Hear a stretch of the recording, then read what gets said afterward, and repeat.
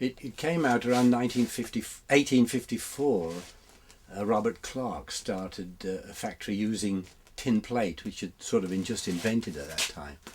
And he sort of wanted to make an economical instrument, something like a recorder, apparently. So he chose the tapered body. And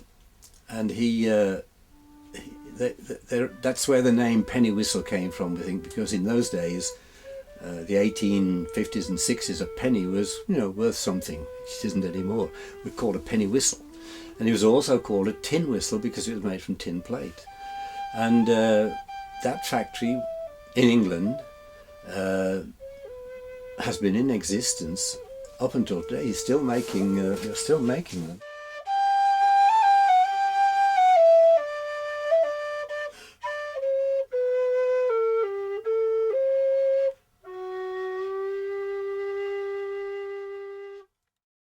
I guess that goes back around the early 80s, 1980. I had never played a whistle in England or Ireland. I played recorder. But I was at a fiddlers gathering down near Lafayette and saw this young fella sitting underneath a tree with a crowd of people around him, and he was playing just a simple 6-hole traditional tin whistle. And he kept that crowd fascinated for 2 hours, and I was included. And bought a whistle and taught myself and started from there. So I got interested in making the whistles about 1987 and progressed from the standard commercial type whistle to ones I thought might sound better and look nicer perhaps, or different. Although a lot of the traditional whistle players from Ireland prefer the old-fashioned commercial type whistle, So I started out making wooden whistles because I thought that would give a good sound. And well, you've got to have a mouthpiece and you've got to have a tone tube, a whole tube.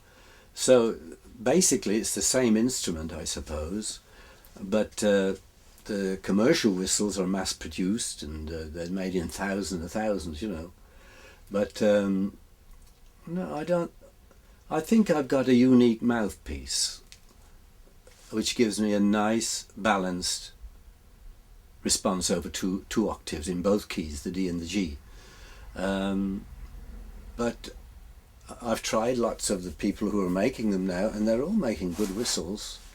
So I guess you'd have to say the traditional way of making a whistle would be with a tapered bore like Mr. Clark did. And there's only one man that I know of that does that, Michael Copeland. And he makes a wonderful tapered bore whistle, very labour intensive.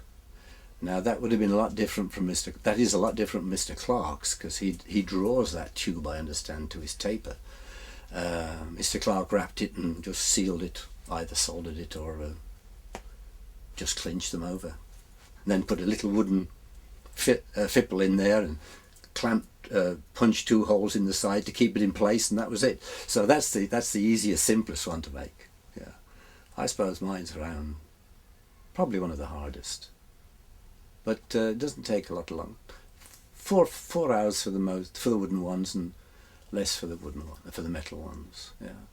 So it's been since 1991. It's been a wonderful retirement from real work. And so we just keep going every day. Lots of orders and people are interested in the whistles. And I've got several groups who use my whistles. Local folk groups,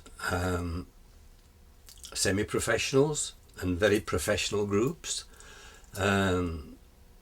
Celtic music, as it's termed, in particular Joanie Madden with Cherish the Ladies. I don't know if you've ever heard of them, but she's really responsible for my backlog of orders.